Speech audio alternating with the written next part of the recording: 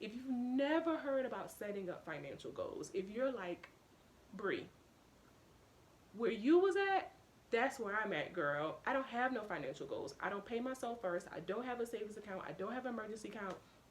I'm just out here making my money and spending my money. Making my money and spending my money. That's okay. We've all been there, but allow me to be that resource that you need to move forward. If this is your first time ever watching a Queenhood video, welcome. My name is Breye'l and I am a financial coach.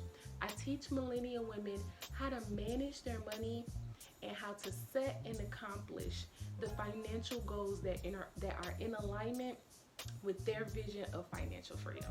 So today's topic is all about 5 financial rules that not only that I have learned and been burnt by myself, right? But also 5 rules that I instill into my clients all the time, again, to ensure that they are accomplishing their goals. So let's jump right in. Financial rule number 1 that you should never break: always pay yourself first. If you have been in a space where as soon as you get your paycheck, you rush to pay the bills, I totally understand where you are. I've been there, right? I've been in that space where as soon as my paycheck dropped, I'm paying the rent, the lights, the gas, the water, the car note, the phone bill, everything except for paying myself first, right? And I would always tell myself, oh, I'll just, save some money, after I pay all of these bills, that's when I'll save. And guess what? The savings account never got started when I thought that way. So I had to shift my mentality to understand that the power in paying myself first and the power in paying yourself first is that you can't expect for anyone to invest in you if you don't invest in yourself. And when you pay yourself first, you understand that you are establishing that relationship with yourself and with your money, that you are the first priority. That's financial rule number 1, pay yourself first. And this actually leads directly into financial rule number 2, to never break, which is to always have a savings account and an emergency fund that you are investing in. Being a space where you stop saving. Never be in a space where you stop putting up money for an emergency, because emergencies happen, and savings accounts are for the financial goals that you have set for yourself, right? Now I'm going to make a separate video about the difference between a savings account and emergency fund account.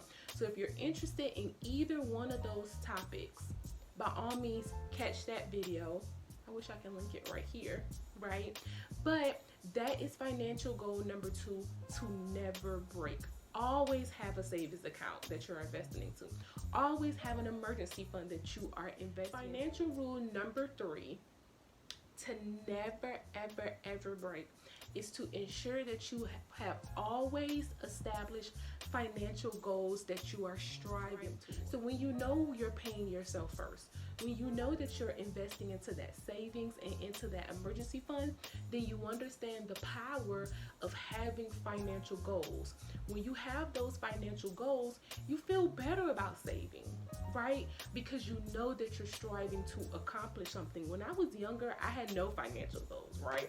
I just knew, like, look, I wanted this job, I want this house, I want to live this way, I want to live that way. And there were no real financial goals set up in place that were there to keep me into alignment with realistically accomplishing those goals. So ensure that you understand with your financial rules to never break. Number 3, you should always have an established financial goal that you are striving to. Financial rule number 4, that you should never break. Let me come in for this one. Are you listening now? I hope you were listening before, but I'm really zoning in because I want you to hear me on this one, okay? Rule number 4 to never break: never co-sign for a friend.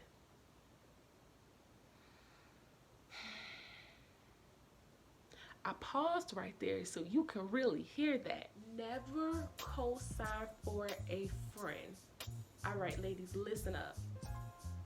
I did 5 years at a Fortune 500 company for auto loans where I saw many people of many different ages, genders, everything. Co-sign for friends for auto loans, co-sign for family members, co-sign for boyfriend and girlfriends. And guess what happens? When that person can't pay, the person who has co-signed is now responsible for that loan. I'll have another video about the power of co-signing and why you should never co-sign for someone. This is number 4 on the list of financial rules to never break. Never co-sign for a friend. And last but not least, financial rule number 5 that you should never break is to never borrow more money than you can afford to pay back.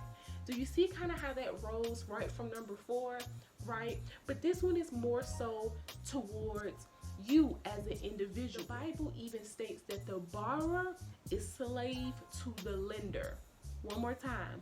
The borrower is slave to the lender, because the moment you begin to borrow money, if you can't afford to pay that money back, you then become a slave to the lender. You rack up all of that debt.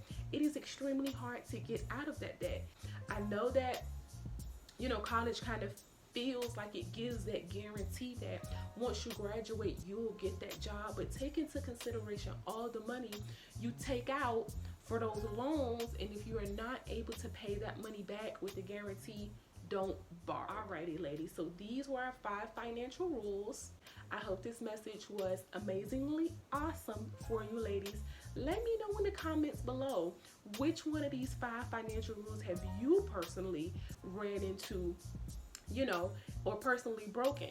Don't be afraid to share. I'll let you know. Like I said, my first one was that I never used to pay myself first. Didn't even understand. And with paying myself first, there was no way that I had a savings account. There was no way that I had an emergency account if I wasn't paying myself first. So let me know which one of these messages or which one of these financial rules really helped you shift your mentality to help you accomplish your financial goals. See you ladies later in the next episode.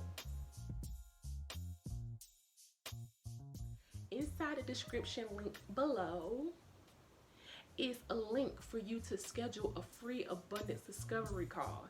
And on that call, I align with where it is that you are, where it is that you want to go, and the steps that you can take to set your own financial goals and ensure that you accomplish them. That is my role as your financial coach. So if you're looking for that financial coach, that accountability partner, again, free abundance discovery call link inside the bio so that you can have those financial goals set and established.